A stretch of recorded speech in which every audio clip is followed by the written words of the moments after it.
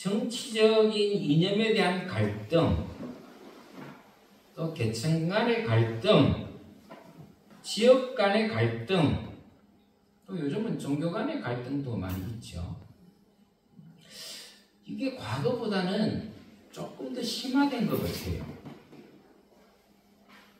그래서 이런 여러 가지 사회적 갈등 중에서 오늘은 특별히 두 가지 중요한 갈등의 요소에 대해서 좀 말씀을 드릴까 합니다. 첫 번째, 사회적 갈등 중에서 우리에게 요즘 많이 영향력을 미치는 갈등이 있죠. 뭐가 있겠습니까? 정치적인 이념에 대한 갈등이죠. 그리고 두 번째로는 우리 신앙과도 밀접한 연관이 있는 성소수자, 동성애자들에 대한 사회적이고 종교적인 갈등의 문제가 있죠. 저는 오늘 이 두 가지 문제에 대해서 말씀을 좀 전해드릴까 합니다. 첫 번째는 정치적인 이념에 대한 갈등입니다. 굉장히 심각하죠. 우리 사회는 정치적 이념에 대해 너무나 뚜렷하고 극한적인 대립관계에 있어요. 그래서인지 모르겠지만은 정치에 대한 얘기를 하는 걸 굉장히 꺼려하죠. 특히 우리 교회 다니는 사람들이 좀 많이 그렇고, 그 중에서도 목사가 이 정치적인 얘기를 꺼내는 것을 굉장히 조심스러워하거나 또 부담스러워하는 성도들도 많이 있습니다. 왜냐?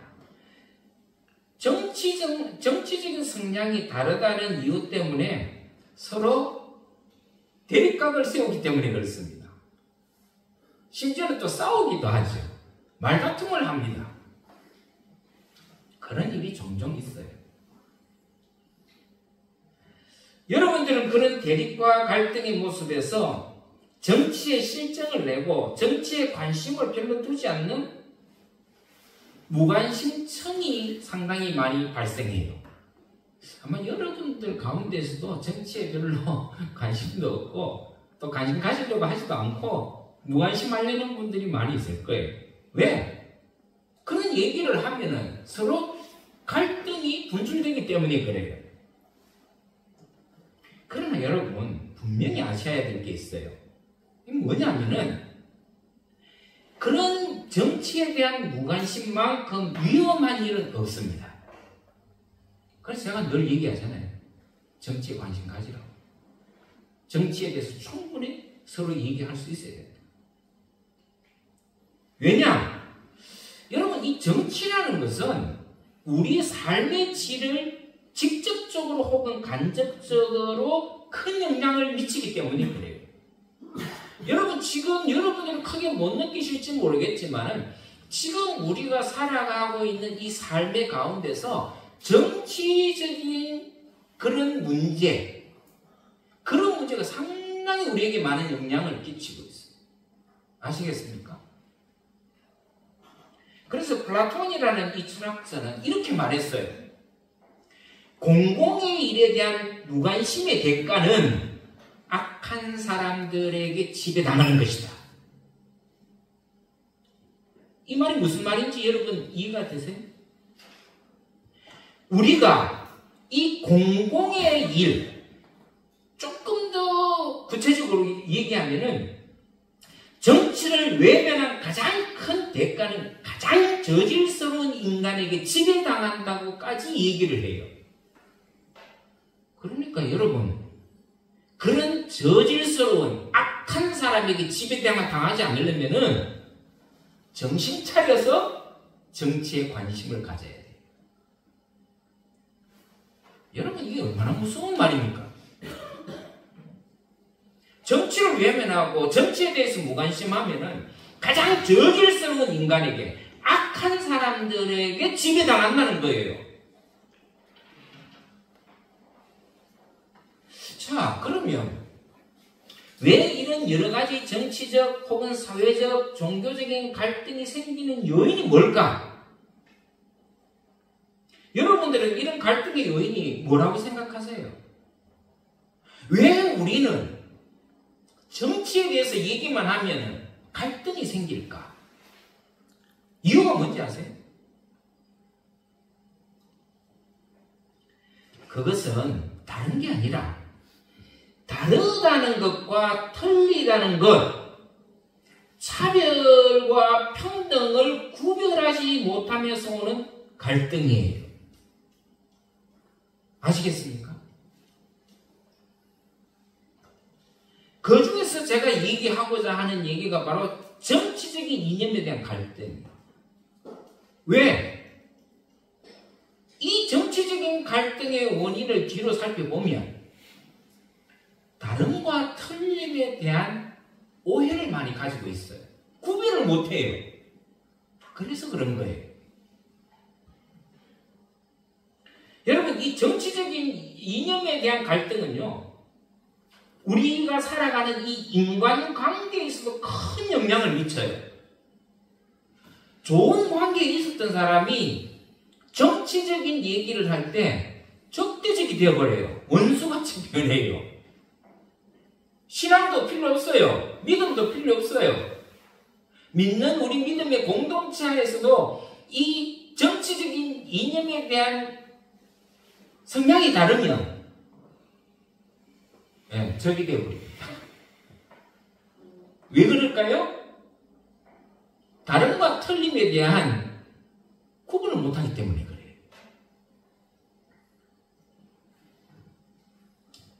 오늘 우리 사회는 크게 진보와 보수로 갈려져 있죠. 그거는 우리나라뿐만 아니에요. 모든 사회가 그래요. 모든 국가가 다 그래요. 근데 이 진보와 보수, 여당과 야당이 서로 싸우는 모습을 우리가 자주 보게 되는데, 여러분, 이거는 우리나라만의 문제는 아니에요. 미국도 지금 마찬가지죠. 여러분, 유럽은 안 그럴까요? 세계 모든 나라들은 다 그래요. 진보가 있고 보수가 있어요. 그런데 최근 미국과 우리나라에서는 이런 이념적 갈등 때문에, 정치적 이념에 대한 갈등 때문에 폭발한 적이 있죠. 바로 윤석열 정부와 트럼프 1기 정부 때가 그랬어요. 여러분 아마 잘 기억할 거예요. 뉴스를 잘 보시니까. 우파, 좌파, 진보와 보수 사이에 그 갈등이 너무 격렬해서 미국도 우파들이 무력으로 의회에 쳐들어갔잖아요. 문을 부수고 창문을 부수고. 트럼프 1기 때 우리가 그 사건 잘 알잖아요. 이거는 미국 민주주의에서는 상상할 수 없는 일들이 일어난 거예요. 여러분, 우리나라는 어떻습니까? 우리나라도 불과 몇 달 전에, 몇 개월 전에 윤석열이 불법 계엄으로 나라를 위기로 몰아넣었어요. 그리고 그를 추종하는 세력들이 헌법재판소를 무력과 폭력으로 유린했어요. 한번 생각해 보세요. 왜 이런 어처구니 없는 일들이 일어났을까?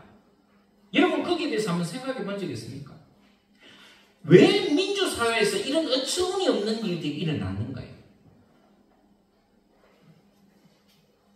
왜 국민들은 이런 갈등 속에서 휘말리고 있는 것일까?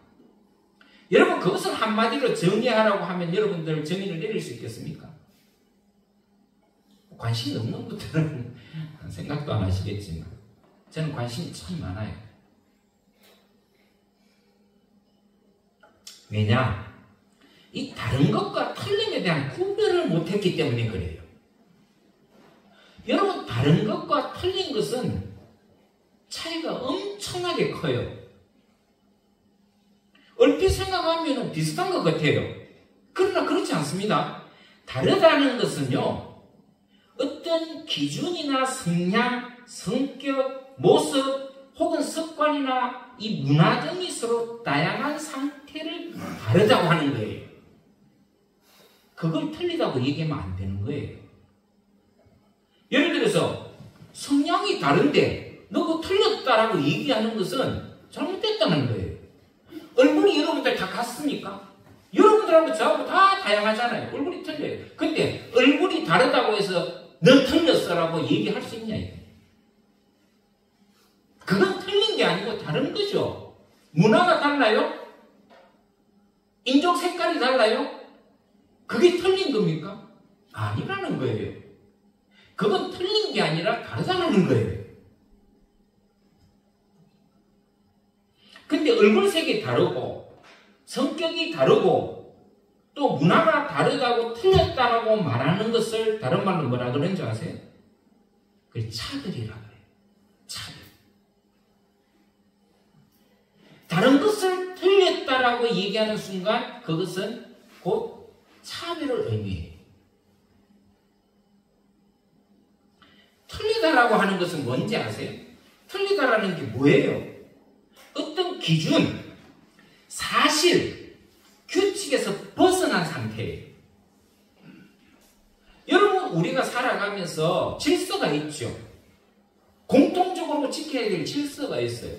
법이 있다라는 말이에요. 법은 뭐예요? 우리가 삶을 살아가는 데 있어서 기준이에요. 또 규칙도 있잖아요. 근데 그런 기준이나 사실이나 규칙에서 벗어나는 상태를 우리는 틀렸다고 하는 거예요. 무슨 얘기인지 여러분 이해하시겠습니까? 예를 들어서 이런 거예요. 우리가 어떤 답을 얘기할 때 답이 정해져 있는 답이 있습니다. 기준에 의해서. 근데 답이 틀렸을 때는 틀렸다고 얘기하는 거예요. 답이 다르다라고 말할 수 없는 거지. 계산이 틀렸습니다. 문법이 틀렸어요.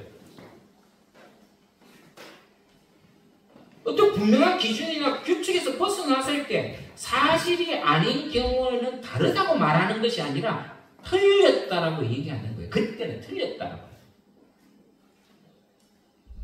반면에 다르다고 말할 때는 제가 얘기 드렸잖아요.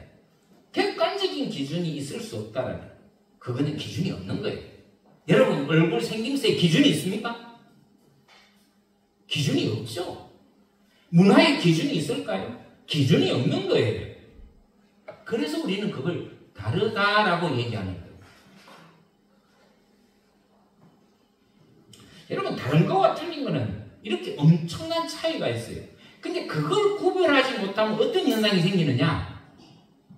갈등이 생겨요. 차별이 생겨요. 심하면. 그래서 우리 사회가 갈등을 이렇게 많이 안고 있는 부분, 특히 이 정치적인 이 갈등이 심화된 이유는 뭐냐? 다르다는 것과 틀린다는 것을 구별을 못했기 때문에 일어나는 현상이에요. 제가 한번 물어볼까요? 보수와 진보는 다른 겁니까? 틀린 겁니까? 좌편향과 우편향은 어떻습니까? 좌우의 개념에서 좌는 틀렸고 우는 맞아요? 우는 틀렸고 좌는 맞습니까? 다른 겁니까? 틀린 겁니까? 다른 거죠. 다른 거죠. 그건 틀린 게 아니에요. 자, 이런 부분에 있어서는 분명히 달라요. 근데 작년 12.3 내란을 윤석열을 비롯해서 불법 기업을 뭐라 그래죠? 우리는 통치행위다. 통치행위의 일부다. 여러분 맞습니까? 틀립니까? 여러분 윤석열이가 비상계엄을 내렸어요. 틀려요. 맞아요. 그건 통치행위입니다. 그렇게 얘기하죠. 대통령이 통치행위로서 얼마든지 그럴 수 있다. 틀려요. 맞아요. 틀립니다. 왜 틀린지 아세요? 왜 그래서 그게 불법 내란이라고 하는, 불법 계엄이라고 하는 말을 여러분 이해하실 수 있겠어요? 그게 왜 틀렸느냐? 첫째는 여러분 계엄을 하려면 먼저 대통령을 비롯해서 국무위원들이 회의를 해야 돼요. 전부 다 모여야 돼요. 그리고 그 국무위원들의 동의를 다 받아야 돼요. 다 받았습니까? 다 못 받았어요. 뿐만 아니라 국무회의의 동의를 얻을 뿐만 아니라 국회의 동의도 얻어야 돼요. 얻었습니까? 못 얻었어요. 분명히 우리 헌법에는 계엄령을 내릴 때는 두 가지를 반드시 지켜야 돼요. 국무회의에서 의결이 나야 되고 국회에 보내져서 국회에서 승인이 떨어져야 돼요. 동의가 생겨야 돼요. 그래야 합법적 계엄령을 내릴 수가 있는 거죠. 근데 그렇게 못했잖아요. 그래서 그게 불법이라는 거예요. 그거는 다른 것과 틀린 것의 차이에서 그거는 다른 게 아니라 틀린 거예요. 정치적으로 다른 세력일 수 있죠. 다른 생각을 가지고 올 수 있죠. 그러나 다른 생각이 아니라 틀리게 하면 그건 틀린 거예요. 우리가 이거를 혼동을 하면은 어떤 현상이 일어나느냐. 윤석열 대통령이 비상계엄을 내린 것은 통치행위라고 말하게 되는 거죠. 아닌 거예요, 그거는. 왜 그러느냐? 윤석열 계엄을 옹호하는 사람들은 다른 것과 틀림을 모르는 사람들이기 때문에 그래요.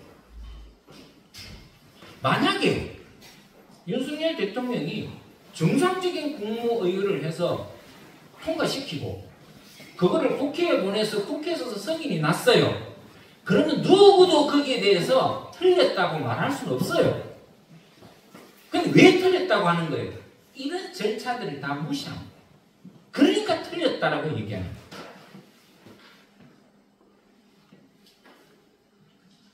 그럼 왜 그런 사태가 일어났을까요? 그거는 많은 보수주의자들은 이 틀린 일에 대해서 폭력을 써가면서 무자비하게, 무모하게 자행을 했어요. 말도 안 되는 헌법 침탈을 했죠. 헌법재판소를 파괴했죠.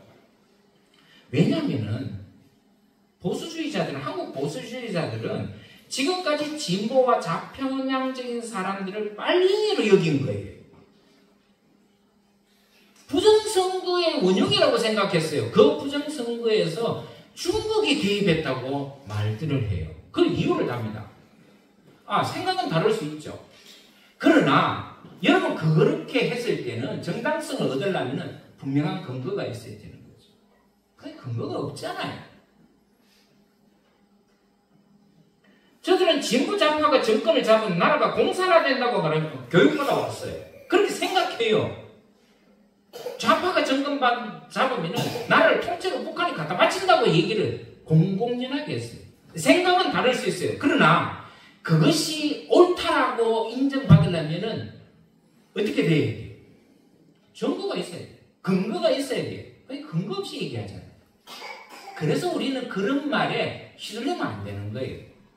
그거는 틀린 거예요. 다른 것을 넘어서 틀린 거예요.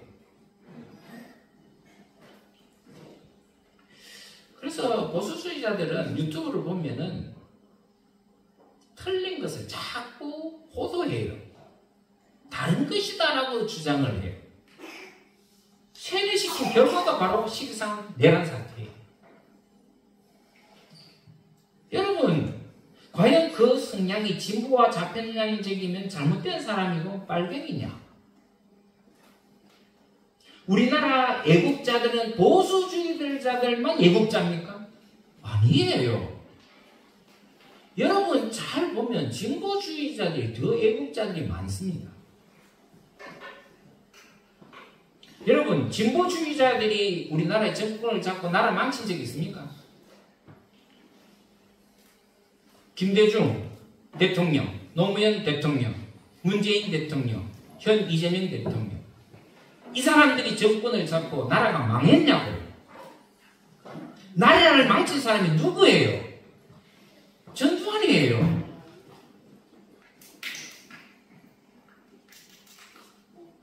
다음에 박근혜도 그래요. 이명박도 그래요. 우리나라의 경제를 박근혜는 너무 몰라서 그렇고, 이명박은요, 여러분들 잘 모르시죠? 100조 이상의 낭비를, 국고를 낭비한 사람이에요. 경제를 엉망으로 만들어서 거짓말했어요. 자기가 대통령 되면은 우리 주가 7,000%로 올리겠다고. 4천만 불의 시대를 열겠다고. 물론 그게 자기 공약일 수 있지만 너무나 근거 없이 말하고 떠들어다니다. 그리고 상대방을 무시하고. 여러분, 그런 게 오늘날 우리 사회에 많은 갈등으로 지금까지 발전해 온 거예요. 여러분, 정신 차려야 됩니다. 보수만 애국자들이 아니라 진보주의자들도 애국자들이 많아요. 애국자들이에요. 다르다는 것을 인정해야 돼요. 틀린 게 아니라는 말이에요. 여러분, 정책이 다를 수 있어요. 의견이 다를 수 있죠. 그건 다르면 문제라는 거예요. 근데 진보는 빨갱이다. 진보주의자들이 정권을 잡으면 우리나라가 북한화된다고 공산화된다. 여러분, 그런데 현혹이 되면 안 돼요. 그건 비난이죠. 틀린 말입니다. 근데 더 큰 문제는 뭐냐면은 이런 잘못된 시각으로 틀린 이야기를 사람들이 사실로 믿는다는 데 문제가 있어요. 그러면 여러분, 그런 틀린 문제를 가지고 자꾸 우리가 사실로 받아들이면 어떤 문제가 생기는지 아세요? 차별이 생겨요. 차별이 생긴다고요. 편견이 생겨요. 그래서 여러분, 가짜뉴스가 굉장히 오늘 우리 사회에 해악을 끼치는 거예요. 그래서 제가 지난번에도 설교할 때 뭐라 그랬어요? 확인하고 또 확인해라는 거예요. 그게 맞나 안 맞나 연구해라는 거예요. 쉽게 판단하지 말라는 거예요. 여러분, 우리 사회에서 왜 편견이 많이라고 차별이 생기냐? 다름을 인정하지 않고 자꾸 틀렸다라고 얘기하면서 생긴 결과예요. 좀 틀렸다는 거예요. 다른 건데 틀렸다라고 얘기하는 거예요. 여러분, 다른 건 다르다고 다름을 인정할 줄 알아야 뭐가 줄어드는지 아세요? 편견이 줄어들고 차별이 줄어드는 거예요. 여러분, 우리나라 사회가 얼마나 차별이 심한지 아시잖아요.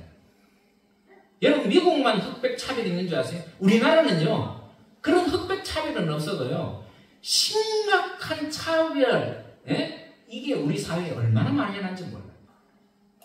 갑질 문화가 대표적인 거죠. 갑질 문화가 뭐예요? 그건 차별에서 오는 거잖아요. 차별적인 생각에서 오는 거라. 그렇기 때문에 우리가 이런 판단 기준을 명확히 하지 못하기 때문에 우리가 같이 말아야 될 편견 혹은 차별 속에서 지금 우리는 갈등을 겪고 있는 거예요. 그래서 가장 중요한 건 바로 이런 다름과 틀림에 대한 명확한 이해를 가지고 살아야 어리석은 자가 되지 않는다. 그래야 옳고 그름에 대한 분별력도 생긴다. 두 번째로 제가 중요시 여기는 이 갈등의 문제는 뭐냐? 제가 중요시 여기는 두 번째 갈등의 문제는 우리 사회나 특히 교회와도 연관성이 깊은 젠더의 문제예요. 젠더의 문제. 이게 뭐냐면은 바로 성소수자, 동성애자에 관한 문제예요.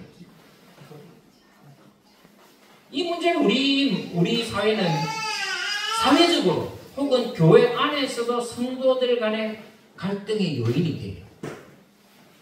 아마 여러분들 가운데서도 그럴 수 있어요. 동성애를 인정하자는 사람과 그건 안 된다라고 하는 그런 생각이 있을 수 있죠. 제가 한 가지 물어보겠습니다. 여러분, 성소수자, 동성애는 틀린 겁니까? 다른 겁니까?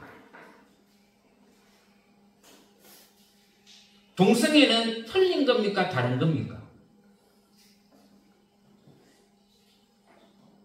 여러분들은 어떻게 생각해요? 저는 틀렸다라고 얘기하는 것보다는 다르다라고 우리는 생각할 필요가 있다라고 저는 생각합니다. 왠지 아십니까? 여러분, 성소수자, 동성애가 틀렸다라고 하는 순간에 우리는 이런 오류에 빠질 수 있어요. 무슨 오류겠어요? 하나님의 창조 섭리에 대해서 부정하게 돼요. 좀 이해되십니까? 여러분 가만히 한번 생각해 보세요. 동성애자들은 자기가 동성애가 되고 싶어서 그렇게 태어났습니까? 자기가 결정했어요? 물론 살아가다가 성전환하는 사람도 있어요. 근데 태어날 때부터 동성애로 태어나는 사람이 있다고요. 저도 2번 봤어요. 제 친구 중에서 한 명이 그런 친구가 있었어요. 3번 봤어요. 제 친구 중에서 한 명이 그런 친구가 있었어요. 또 제가 군에서 생활할 때 우리 내로반에서 동성애자가 한 명 있었어요. 그리고 또 사회생활을 하면서 제가 그런 분을 봤어요. 많지는 않지만 간혹 우리 주변에 그런 사람이 있어요.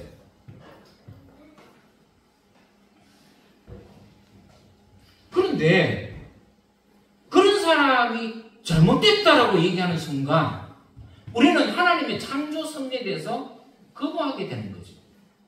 그렇지 않아요?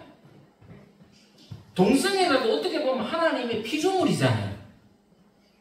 동성애자는 뭐 하나님의 섭리 안에서 안 태어났어요? 다 태어난 거지.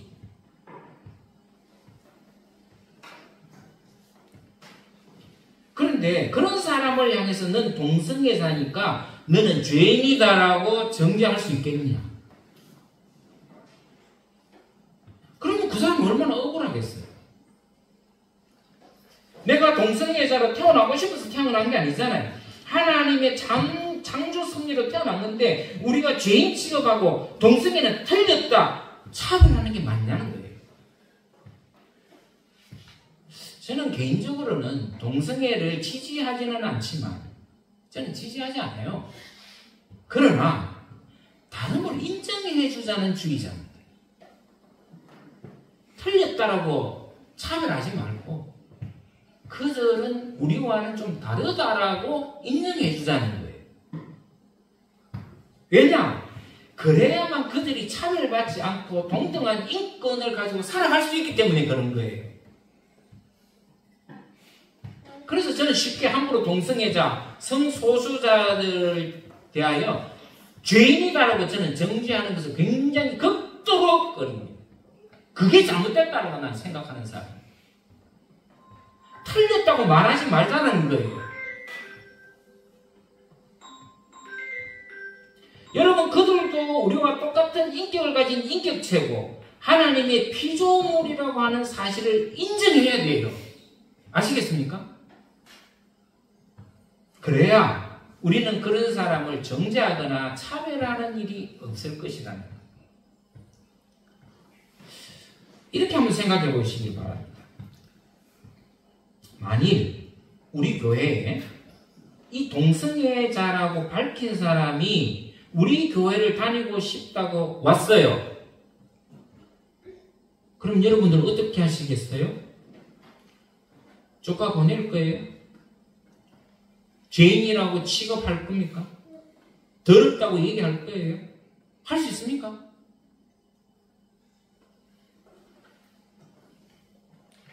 아니면은 다름을 인정하고 여러분들은 받아들이시겠습니까?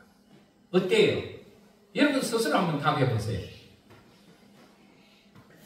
이 동성애자도 하나님을 믿고 살아가고 싶어서 교회를 갔는데 교회에서 계속 동성애자에 대한 죄인 취급을 해요. 차별을 해요.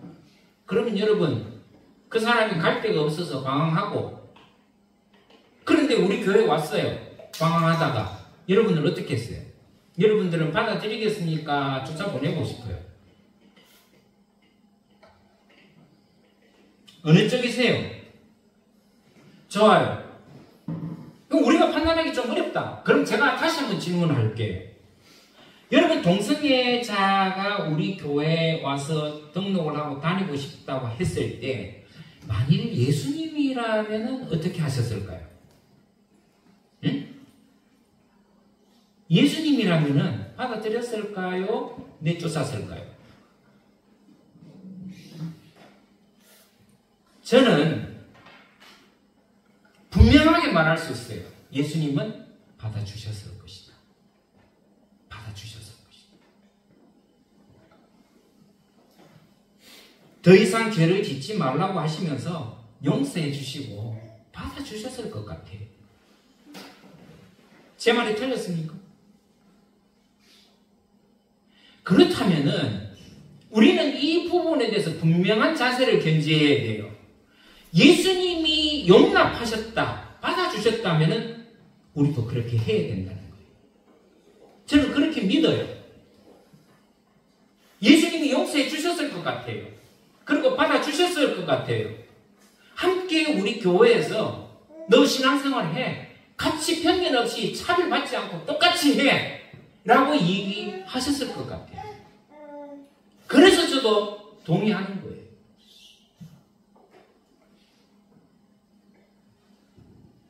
여러분, 다른 데 틀리다고 하면은 반드시 차별이 생겨요. 평등에 문제가 생겨요. 다른 거와 틀림을 구별할 줄 알면은 차별이 생길 수가 없죠. 왜 차별이 생깁니까?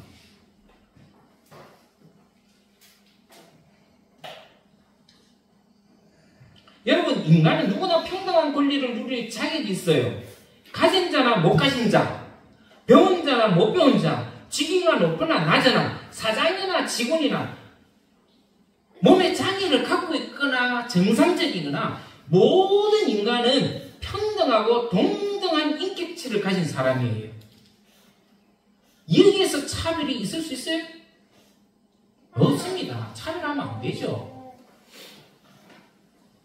여러분, 차별은 부당한 대우를 의미하고 평등은 모든 사람에게 공정한 기회를 제공하는 것이잖아요.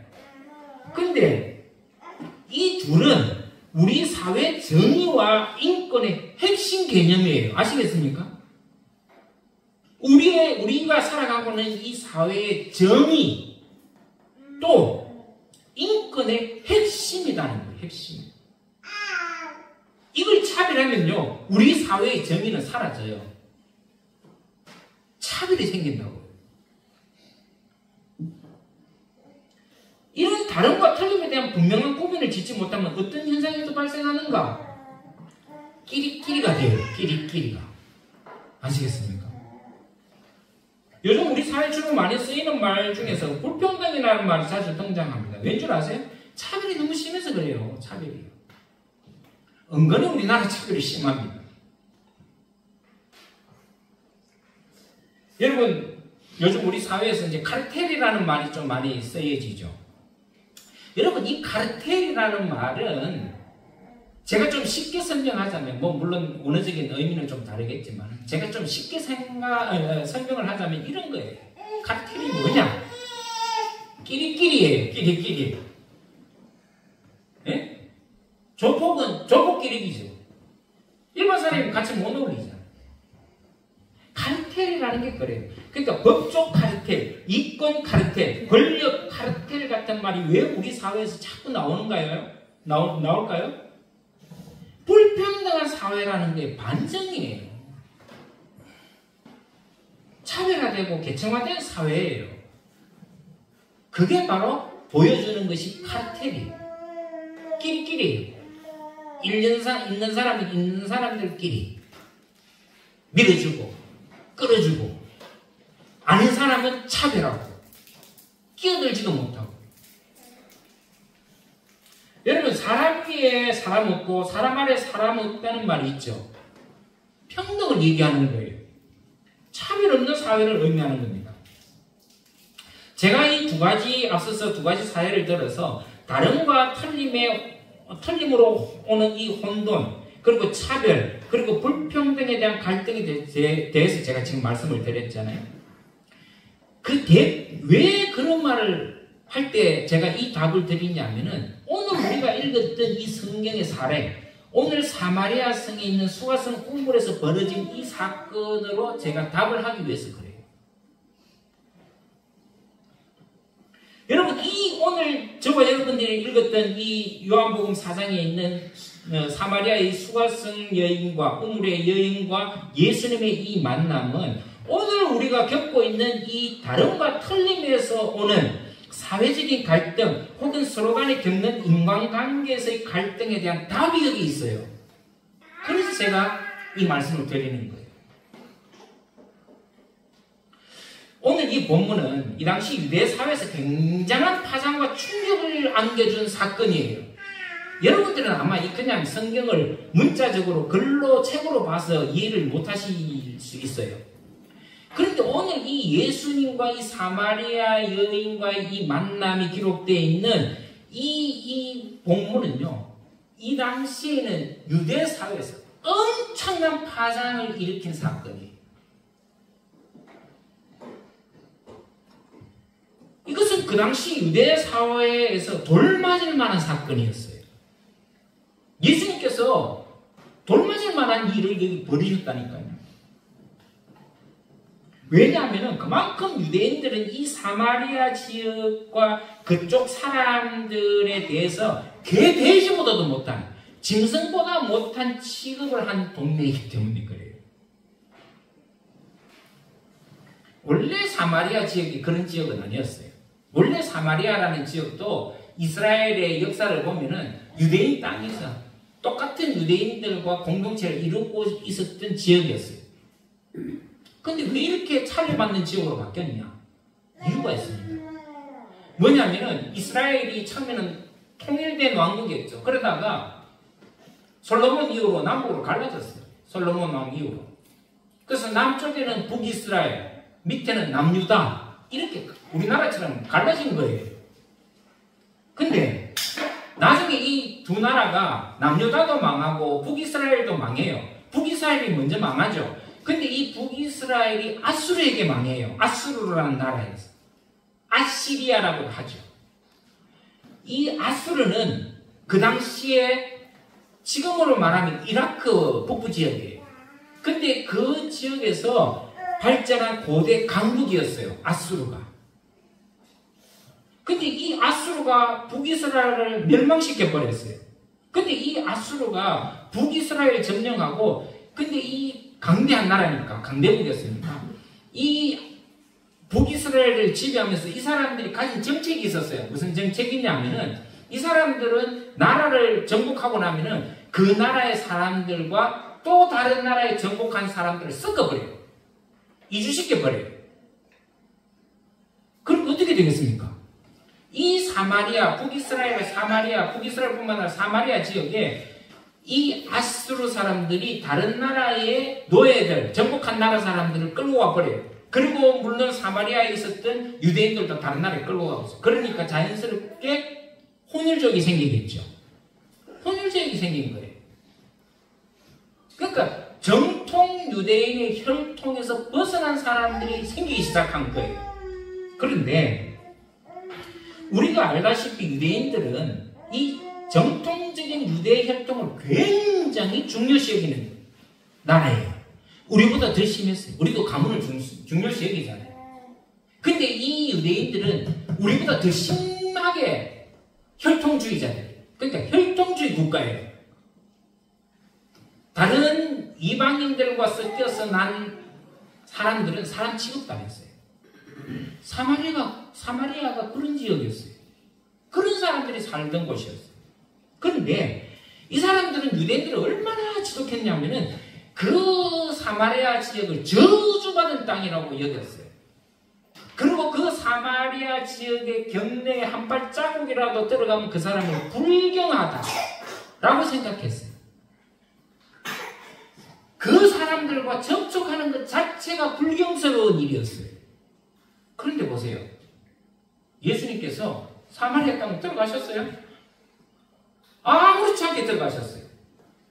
그리고 심지어는 사마리아 성에 있는 여자에게 물을 달라고 요청까지 해요. 오늘 여러분 보셨잖아요. 사마리아 여자가 얼마나 놀랬으면 이런 말을 하잖아요. 당신이 유대인으로서 이 사마리아 여인에게, 사마리아 사람에게 물을 달라고 한다는 게 이게 가당치 않는 말이냐? 가당한 얘기냐? 그만큼 차별이 심했던 지역이었어요. 근데 예수님은 들어가셨어요. 그 땅을 밟기만 해도 저주를 퍼부었던 그런 유대인들인데, 예수님은 그 땅을, 글쎄 이스라엘 사람들은요, 위로 올라가려면은 이 중간에 사마리아 지역이 있었는데 이 지역을 피해서 돌아갔어. 왜? 그 땅을 밟기 싫었어. 그 땅을 밟는 순간에 부정하다고 여겼기 때문에.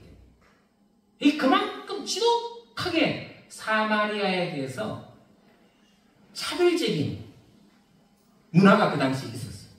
근데 예수님께서 들어가신 거예요. 그리고 그 차별받던 짐승만도 못한 취급을 받던 사마리아 여인에게 물을 달라고 했어요.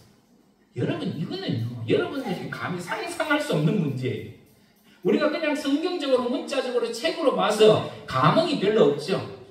이거는 지금 우리가 하는 이 차별하고는 차원이 다른 거예요. 엄청난 차별, 엄청난 사건이었어요. 근데 왜 예수님은 이런 무리한 수를 수라기보다는 무리한 행동을 하셨겠어요? 뭐 때문에? 아니, 사마리아에 안 들어가면 아무 문제도 되지도 않을걸. 왜 예수님은 굳이 들어가셔서 또 굳이 그 사마리아 여인에게 물을 달라고까지 했나? 아니, 나중에 기다렸다고 제자들에게 너 물 좀 떠와라 얘기할 수 있고 직접 당신이 물 마실 수도 있는 문제 아니에요. 근데 예수님은 그 여인에게 요구하셨다. 무엇 때문에? 이유가 뭐냐는 거예요. 여러분, 이 사건을 통해서 주님께서 말씀하시고자 하는 교훈이 있어요. 그게 뭐겠어요? 이거는 정말 중요한 문제니까 여러분들 정말 다른 거는 다 잊어서도 돼요. 그러나 오늘 지금 제가 말씀하시는 것에서는 여러분들 반드시 기억해야 될 게 있어요. 기억해야 돼요. 그게 뭔지 아세요? 하나님의 영생 진리 속에는 모든 차별 없는 평등이 뭔지를 보여주신 사건이에요. 이해되세요? 하나님의 영생 진리 속에는 차별이 없다는 것. 너희들에게는 그 차별이 있을지 모르지만 하나님의 영생 구원에는 차별이 없다니. 그 사람도 구원의 대상이고 하나님께서 구원해 주신다는 거예요. 자, 이 얘기를 바꿔서 말하면은 인간은 누구나 평등한 권리를 누릴 수 있는 자격이 있을 뿐만 아니라 비록 성소수자고 동성애자고 차별받는 인간이라고 할지라도 세상에서는 하나님 안에서는 구별이 없다. 차별이 없다.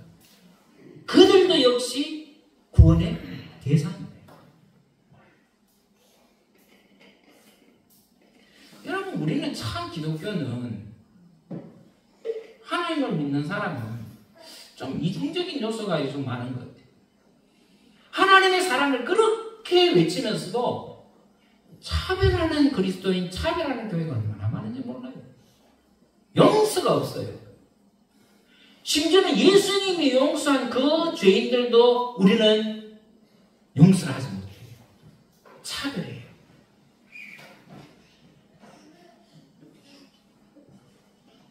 여러분, 성소수자, 동성애자들은 틀린 존재들이 아니에요. 잘못된 존재들이 아니라는 거예요. 좀 다르게 봐줘야 돼요.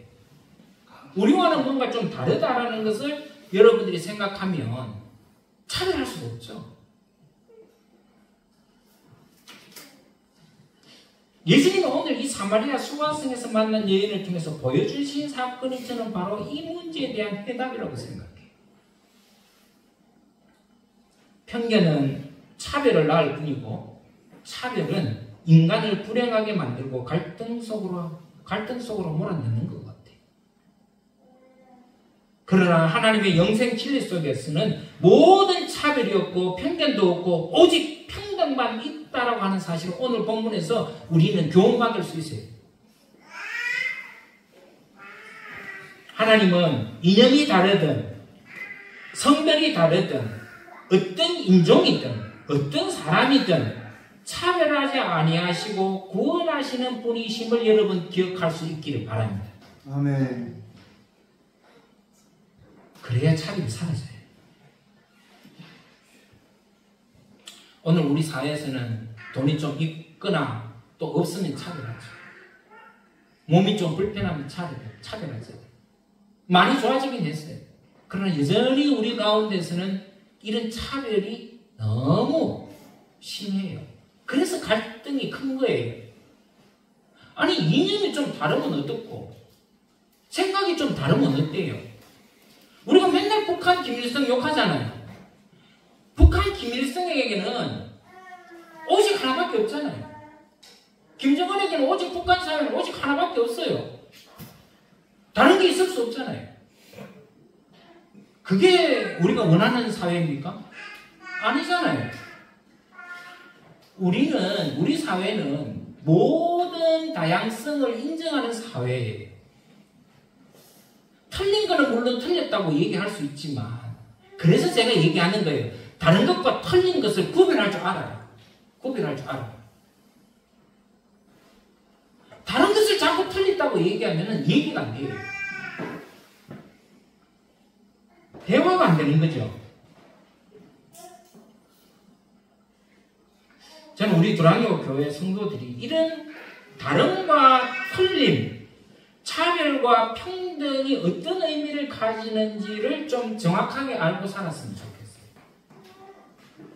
오늘 보여주신 예수님의 이 가르침을 잘 받아서 지혜롭게 판단하고 인식하는, 그래서 성숙한 그리스도인으로서 우리 두란노 교회 성도들이 되기를 저는 바라요. 다시 한번 오늘 제가 드린 이 설교와 오늘 본문을 여러분들이 한번 곰곰이 대접해 보기를 바랍니다. 과연 나는 어떤 사람인가? 차별주의자인가? 아니면 평등주의자인가? 무엇이 옳고 그름에 대한 분명한 인식을 가지고 사는 사람인가를 여러분들이 조금 깊이 생각하면서 다른과 틀린 것을 잘 구분하는 지혜로운 그런 삶을 살기를 주의 이름으로 축원합니다. 기도하겠습니다. 자비로우신 주님, 감사합니다. 오늘 우리에게 주신 이 사마리아 수화성의 여인을 만난 예수님의 이 사건을 통해서 우리가 주님이 주시는 교훈을 말씀을 통해서 잘 생각하고, 그래서 우리도 예수님을 본받아 살아가는 그런 성숙한 그리스도인의 삶을 살 수 있도록 축복하여 주옵소서. 다른과 틀림을 구별할 줄 알고, 그래서 거기에서 오는 지혜로 우리가 세상을 살아가게 하시고, 또 갈등을 평화로 바꾸는 그런 중지자들의 삶을 살 수 있도록 축복하여 주시옵소서. 예수님의 이름으로 간절히 기도드리옵나이다. 아멘.